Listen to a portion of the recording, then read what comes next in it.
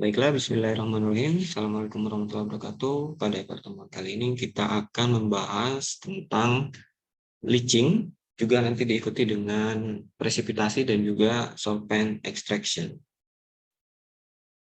Oke, kita mulai.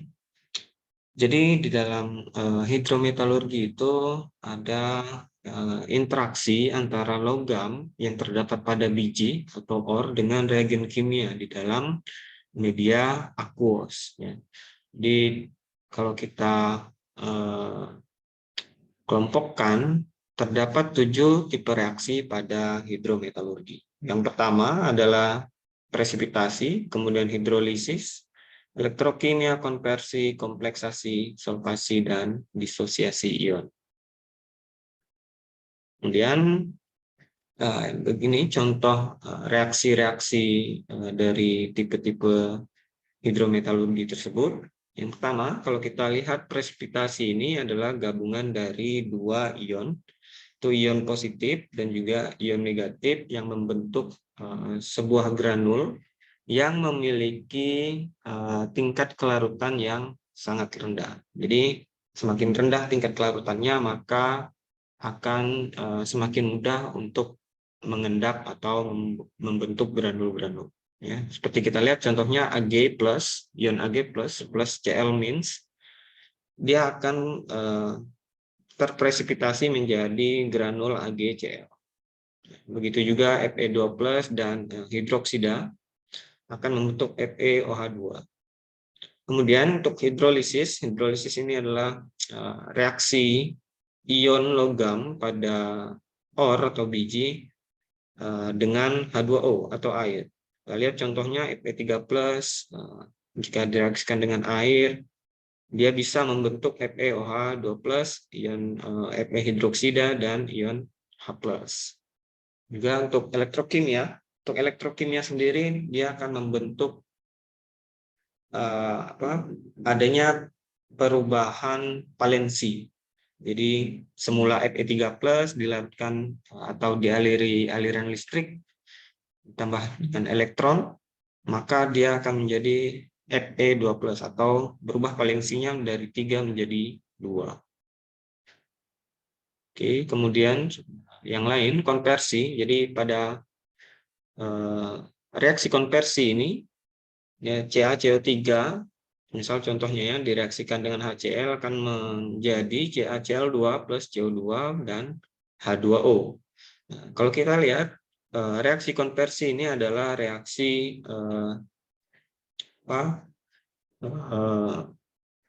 mirip dengan reaksi presipitasi. Jadi ion plus dan ion negatif itu akan selalu bereaksi. Jadi kalau kita pecah lagi CaCO3 ini kan dia akan menjadi Ca+, CO3-, dan juga kalau H+ ini kita pecah menjadi H+ dan Cl-.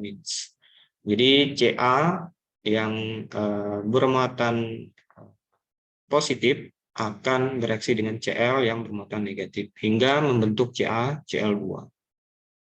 Kemudian untuk kompleksasi ini dia akan membentuk senyawa kompleks pada produknya. Misal contohnya di sini adalah emas Au plus ion emas ditambah dengan sianida atau 2Cn-, dia akan menjadi AuCN2-. Kemudian untuk solvasi ini adalah perubahan fase. Dan disosiasi ion, sebagaimana kita ketahui bersama bahwa masing-masing senyawa itu dapat terdisosiasi menjadi ion-ion penyusunnya. Jadi kalau misalnya di sini contoh Na2SO4, dia akan terdisosiasi menjadi Na+ dan SO4 2-. Sebelum kita masuk ke dalam pembahasan leaching, di sini kita akan membahas dulu bagaimana reaksi tersebut dapat terjadi. Jadi ada nama variabel perubahan energi bebas atau yang sebagaimana kita kenal dengan Gibbs free energy atau delta G. Jadi jika reaksi kimia ini melepas energi, perubahan pada energi itu adalah negatif. Jadi reaksi yang melepas free energi secara natural itu dapat terjadi. Kemudian reaksi yang memerlukan energi eksternal itu tidak dapat secara natural terjadi. Jadi dia memerlukan adanya dorongan dari energi luar untuk menjalankan reaksinya. Kemudian free energy ini dari sebuah reaksi itu sangat bergantung sekali pada kondisi dan unsur dari reaksi itu sendiri. Jika diibaratkan seperti ini. Partikel yang memiliki energi yang tinggi itu seakan-akan dia berada pada puncak bukit. Maka untuk melepas energi tersebut, dia tinggal turun saja. Yang mana kita ketahui apabila suatu benda itu berpindah tempat dari tempat yang lebih tinggi ke lebih rendah itu akan lebih mudah dibandingkan dengan bola yang berada pada bawah bukit. Jadi dia memerlukan energi tambahan untuk mencapai titik reaksinya. Kemudian konsepnya sendiri, Gibbs free energy ini atau perubahan energi bebas Gibbs itu bisa kita lihat pada mata kuliah sebelumnya seperti termodinamika, kemudian TRK. Di sini kita hanya akan mengulas sedikit saja. Jadi delta G reaksi, delta G R itu adalah delta G0 ditambah dengan RT ln Q, yang mana kita ketahui bahwa delta G0 ini kita dapatkan dari reaksinya. Jadi delta G0 ini adalah perubahan energi Gibbs standar pada keadaan standar. Kemudian R adalah tetapan gas, T adalah suhu dalam Kelvin, kemudian Q adalah rasio aktivitas produk dibagi dengan reaktan. Pertanyaan sekarang yang belum kita ketahui adalah rasio aktivitas produk dibagi dengan reaktan. Jadi untuk mencari Q, ini kita harus mencari A terlebih dahulu. Jadi A itu adalah aktivitas spesies yang dijabarkan menjadi koefisien faktor koreksi, yaitu konstantanya K, dikali dengan X atau konversinya. Jadi konversi itu bisa kita jabarkan lagi menjadi mol spesies tersebut di larutan, di produk, dibagi dengan mol spesies tersebut di pelarut. Kemudian sebagai contoh, sini kita mempunyai reaksi Fe3+, 2 Fe3+, plus 3 SO4, 2 minus, akan bereaksi menjadi Fe2 SO4 3 kali, di mana kita ketahui nilai dari delta G0 atau delta G standar dari masing-masing spesies ini bisa kita dapatkan di appendix masing-masing textbook. Jadi untuk delta G0 Fe3+ ini nilainya adalah minus 4.600, kemudian delta G0 SO4 2 minus itu adalah minus 744.630, kemudian delta G0 Fe2 SO4 3 kali itu adalah minus 224.9555. Jadi untuk harga delta G0-nya itu bisa kita hitung melalui harga delta G produk dikurang dengan harga delta G reaktan. Nah, jadi delta G produknya minus 224.9555 dikurang dengan Fe dikalikan koefisiennya 2 dikalikan minus 4.600 ditambah dengan SO4 2 minus itu dikalikan dengan koefisiennya 3, sehingga kita dapatkan harga akhir dari delta G0 ini adalah minus 6465 Joule per mol. Selanjutnya setelah kita mendapatkan harga delta G0, kita tinggal substitusi atau masukkan ke persamaan delta G awal atau perubahan energi Gibbs reaksi tersebut dengan persamaan awal tadi, yaitu delta G0 plus RT ln Q. Pada keadaan standar, semua aktivitas itu adalah 1, sehingga ln dari 1 itu adalah 0. Ya, jadi RT ln Q ini sama dengan 0, sehingga hanya tersisa nilai delta G 0-nya. Jadi delta GR sama dengan delta G 0, yaitu sama dengan minus 6465. Apa arti dari nilai tersebut? Ya, jadi tanda negatif ini menandakan reaksi tersebut dapat secara natural terjadi. Jadi jika dia positif, artinya reaksi tersebut memerlukan energi tambahan yang diperlukan untuk terjadinya reaksi. Kemudian, semakin rendah nilai Gibbs free energy atau nilai delta G-nya, maka semakin besar dan cepat reaksi tersebut bisa terjadi. Itu pengertian dari delta G, sebuah variabel yang bisa kita gunakan untuk menentukan reaksi tersebut secara natural bisa terjadi atau reaksi tersebut lebih cepat atau lebih lambat daripada reaksi yang lain dalam sebuah sistem. Kemudian kita masuk ke leaching. Jadi leaching ini dilakukan untuk pelarutan selektif. Jadi pelarutan logam berharga misalnya tertentu di dalam biji tanpa melarutkan mineral yang tidak diinginkan atau mineral pengotornya. Jadi mineral pengotor ini yang tidak kita inginkan itu tetap berada dalam bentuk solid sehingga tidak tercampur dalam larutan hasil leachingnya atau yang sering kita kenal dengan pregnant leach solution atau PLS.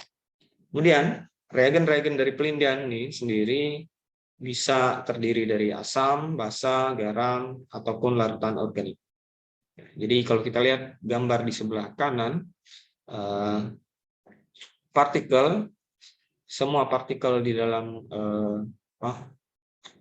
partikel padat di dalam reagen atau umpannya itu selalu kita asumsikan dalam bentuk bola. Jadi partikel dalam bentuk bola dikelilingi oleh fluida, yaitu fluida ini adalah reagen atau pelarutnya. Jadi langkah-langkahnya itu sebenarnya ada 5 langkah awal dalam proses leaching. Yang pertama adalah pelarut akan berdifusi melalui lapisan film. Lapisan film itu adalah lapisan tipis yang ada di bagian permukaan dari partikel padat. Kemudian langkah yang kedua adalah larutan tersebut akan berdifusi masuk ke dalam partikel padat. Kemudian setelah masuk dan menemukan logam target yang ingin dilarutkan, maka akan terjadi proses reaksi. Langkah keempat, maka larutan tersebut akan berdifusi balik melalui lapisan abu. Jadi lapisan abu ini adalah lapisan partikel yang tidak memiliki logam target. Jadi tidak ada terjadi reaksi di dalam lapisan abu. Kemudian keluar lagi akan berdifusi melalui lapisan film yang berada pada permukaan partikel padat dan larutan produk tersebut kembali ke dalam badan pelarutnya. Jadi sama seperti prinsip kapilaritas, karena larutan produk ini memiliki konsentrasi yang tinggi, setelah dia bereaksi dengan logam target, maka senyawa dengan konsentrasi tinggi itu dia akan selalu mencari atau akan selalu bergerak menuju tempat yang memiliki konsentrasi yang lebih rendah. Maka dari itulah dia akan selalu berdifusi keluar. Itu untuk pengertian singkatnya.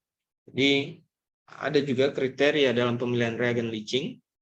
Kemudian pemilihan ini dilakukan berdasarkan kajian teknis, biasanya seperti selektivitas reagen. Jadi selektivitas reagen itulah kemampuan reagen untuk melarutkan hanya logam target saja dan tidak melarutkan logam-logam lain yang tidak diinginkan. Kemudian adalah kemampuannya untuk diregenerasi, jadi untuk dipakai ulang setelah dia menjadi PLS. Kemudian ketersediaan dan harga, tentu saja ini faktor ekonomi. Kemudian mempunyai dampak lingkungan yang minimal atau yang bisa dikendalikan. karena kita melakukan leaching ini dengan asam basa kuat seperti H2SO4, HCl, dan juga NO. Tentu saja dampak lingkungan harus selalu dipikirkan. Teknik-teknik leaching pada industri itu ada beberapa. Yang pertama ada in situ leaching, kemudian heap leaching, leaching perkolasi dan agitasi, dan leaching pada temperatur dan tekanan tinggi. Kita mulai pada in situ leaching. Disebut juga solution mining, dilakukan di tempat di mana biji ditambang, kemudian ekstraksi CO dari biji kadar rendah. Ini contohnya di Chili. Kemudian bersifat permeable, artinya ore-nya itu dapat ditembus atau pelarutnya itu dapat berdifusi pada sela-sela bijinya, sehingga akan didapatkan PLS di bagian bawah. Jadi larutan produknya itu akan terdapat di bagian bawah wadahnya, terlokasi di dalam area yang impermeable. Jadi tentu saja kalau kita lihat di sini contohnya, tekniknya itu ada dua macam, dengan cara penyemprotan atau dengan cara injeksi. Kalau kita lihat membran wadah yang impermeable itu maksudnya wadah yang tidak bisa ditembus oleh larutan asam yang kita gunakan atau reagen pelarut yang kita gunakan.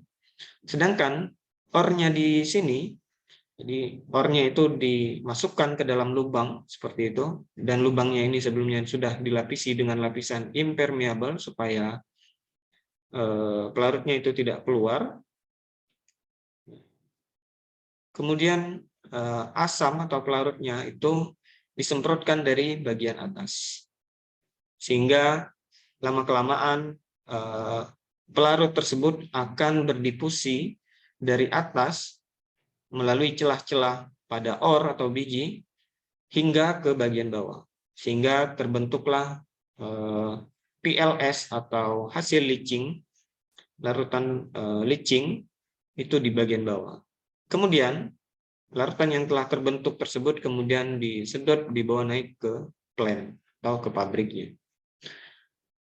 Bedanya untuk injeksi, kalau diinjeksi itu dia memakai seperti semprotan juga, tetapi dimasukkan di dalam tumpukan ore-nya. Jadi masih sama, dikelilingi oleh lapisan impermeable yang tidak bisa ditembus oleh larutan atau pelarutnya. Kemudian asamnya tersebut, kalau tadi di teknik spray itu disemprotkan dari bagian atas, kalau di teknik injeksi itu dia tetap sama disemprotkan, tapi dia pipa-pipa penyemprotan itu dimasukkan ke dalam ore-nya. Jadi masuk di dalam tumpukan atau timbunan ore-nya. Kemudian barulah proses yang sama, PLS tersebut akan ditarik atau disedot menuju pabrik pemurniannya. Seperti ini contoh dari teknik spraying. Jadi terdapat area yang luas yang telah dilapisi oleh membran atau lapisan yang impermeable, kemudian asam itu akan disemprotkan dari bagian atas, sehingga reaksinya tersebut akan terjadi secara perlahan. Biasanya memakan waktu hingga berhari-hari. Untuk contoh proses injeksi seperti ini, biasanya digunakan untuk material-material radioaktif seperti uranium. Jadi penambangan uranium itu leachingnya dilakukan di bawah tanah. Jadi asamnya ini disemprotkan dari pipa-pipa penyemprotan masuk ke dalam lapisan yang ingin di leaching. Kemudian larutan yang dihasilkan tersebut akan disedot kembali menuju ke plant atau ke pabrik pengolahannya. Kemudian kita lanjut ke heap leaching. Bedanya untuk heap leaching ini dia leachingnya tersebut dilakukan pada tumpukan ore yang ditumpuk pada landasan di area yang terbuka. Jadi landasannya itu bisa HDPE, aspal, beton, atau kombinasi dari ketiganya. Jadi landasannya ini harus selalu bersifat impermeable karena kita tidak ingin larutan asam tersebut terlepas dari atau keluar dari lokasi leaching.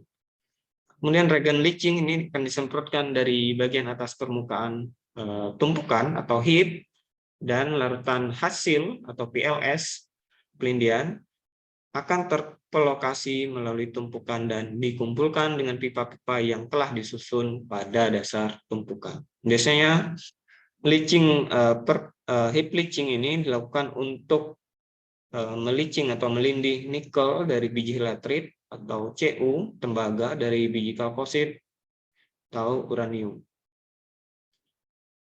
Jadi berdasarkan pembagian lapisannya atau padnya bisa kita bagi menjadi 3. Ya, jadi landasannya itu bisa memakai landasan yang reusable atau yang dapat dipakai kembali. Kemudian juga ada landasan permanen yang memang dibuat untuk sekali pakai dan bisa menggunakan curam atau poly fill heap untuk membuat landasannya. Kita lihat reusable pad itu seperti ini, ya. Jadi di tanah terbuka begitu kita keruk sedikit untuk menimbun tumpukannya tersebut. Pada kerukan ini dia dilapisi oleh lapisan yang impermeable tadi seperti HDPE, beton atau aspal. Ya. Tapi pada reusable pad ini biasanya digunakan HDPE karena mudah dibongkar pasang.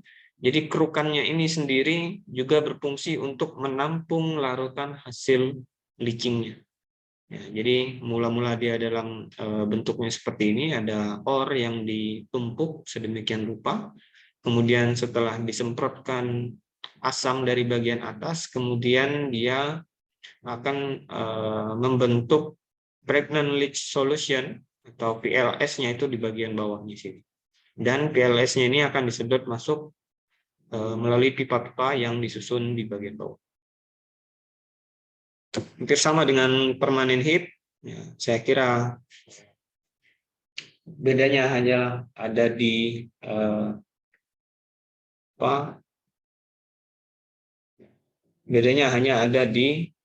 pad atau landasan yang digunakan.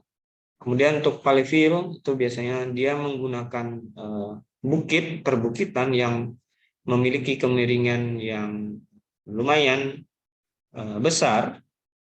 Jadi tumpukan-tumpukannya itu akan ditumpuk sepanjang bukit tersebut. Dan juga di bagian bawah bukit tersebut akan dibuat struktur untuk menahan tumpukan-tumpukannya.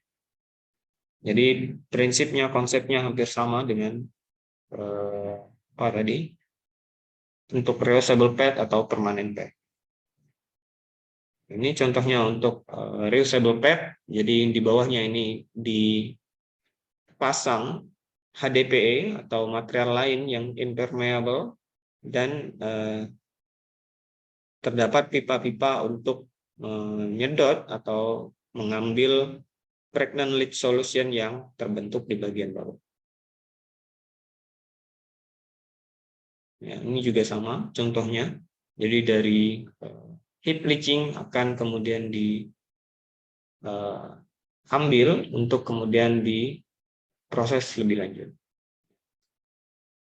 Kemudian leaching perkolasi sini berbeda dengan leaching tumpukan. Jadi metode ini dilakukan dalam sebuah reaktor. Tapi reaktornya ini bukan reaktor yang seperti CSTR atau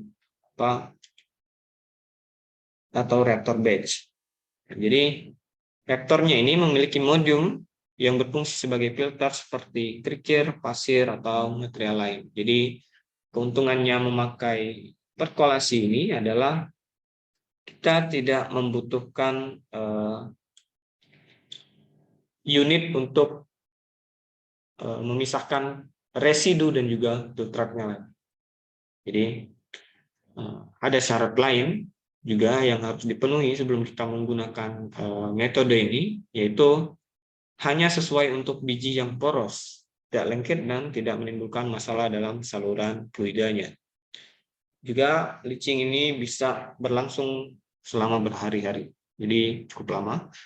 Seperti ini konstruksi dari tangki leachingnya. Nah, jadi di bagian bawah ini ada disusun seperti batu, kerikil, atau pasir, atau filter yang lain untuk memisahkan antara filtrat dan juga residunya. Jadi hanya didiamkan atau dibiarkan reaksi itu berlangsung antara reagen atau pelarutnya dengan ore-nya atau bijinya. Kemudian setelah sekian hari atau beberapa hari, barulah larutan atau PLS-nya itu akan dikeluarkan melalui bagian bawah. Dan untuk agitasi saya rasa sudah memahami semua. Jadi leaching agitasi ini dilakukan dengan melakukan penambahan gaya, atau gayanya ini didapatkan dari agitator. Ya, jadi dilakukan dengan adanya pemutaran. Tapi syaratnya adalah material yang ingin kita olah itu harus sudah melalui proses kominusi dan liberasi, yaitu misalnya peremukan, pengurusan, dan proses konsentrasi awal. Waktu pelindiannya ini lebih cepat dari perkolasi, yaitu dalam jam. Kemudian capital expenditure-nya itu atau biaya awal, modal awal untuk melakukan proses ini biasanya lebih besar dari HIP dan perkolasi leaching. Nah, kemudian tipe pengadukannya itu bisa dilakukan secara pneumatik atau dengan mekanik menggunakan impeller. Ya, bisa juga kita bagi menjadi leaching pada tekanan atmosferik atau leaching pada tekanan tinggi, baik itu dengan kehadiran oksigen atau tanpa kehadiran oksigen. Ya, jadi seperti ini contoh dari leaching pada industri. Terdapat sebuah vessel atau tangki yang berukuran besar, kemudian terdapat impeller di bagian tengah yang diputar menggunakan motor di bagian atasnya. Kemudian material padat atau biji itu akan kontak atau bereaksi dengan reagennya atau pelarutnya di dalam vessel ini. Jadi jika kita melakukan agitasi itu menggunakan pneumatik, metode pneumatik, artinya kita harus menambahkan udara bertekanan pada bagian bawah tangkinya. Jadi udara bertekanan masuk dari atas hingga menuju ke bawah, hingga terbentuk gelembung-gelembung udara untuk menggerakkan partikel padat atau mengkontakkan partikel padat dengan pelarutnya. Kemudian juga agitasi mekanik. Ya, untuk agitasi mekanik saya rasa sudah umum digunakan. Tangkinya seperti ini. Jadi terdapat pengaduk di bagian tengah. Kemudian juga arah pergerakan dari material di dalamnya itu akan jadi seperti ini. Dari mula-mula di bagian bawah dia akan naik perlahan mengikuti aliran perputarannya. Itulah cara pengontakan pada proses leaching agitasi. Kemudian kita sudah membahas bagaimana metode-metode leaching itu dilakukan pada industri. Selanjutnya kita akan membahas tentang perbedaan grade dan recovery logam. Jadi grade ini dipakai untuk menggambarkan kemurnian logam atau merupakan satuan konsentrasi pada larutan hasil leaching. Kemudian recovery ini menggambarkan seberapa banyak logam atau persen terambil yang dapat dilarutkan dari umpannya. Jadi perbedaannya di situ. Kalau kita lihat di contohnya ini, ada grade nikel dan Fe di sumbu Y sebelah kiri, dan juga recovery nikel dan Fe itu di sumbu Y sebelah kanan.